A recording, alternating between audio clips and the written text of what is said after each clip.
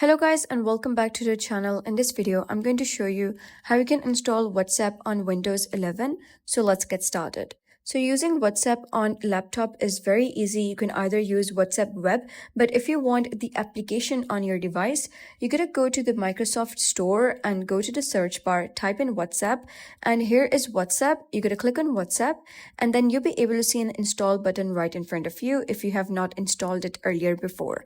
So you're gonna simply click on this blue install button. It's gonna take some while in order to install, and once it is installed, you're gonna simply click on open and then scan your QR code using the linked device option on your WhatsApp device. And once all of the chats are synced from your WhatsApp device to your WhatsApp application on your PC, you'll be able to see all of those chats listed over here and you can enjoy using WhatsApp on your laptop. And that's the end of today's video. If you found this video helpful, please consider subscribing and leaving a like.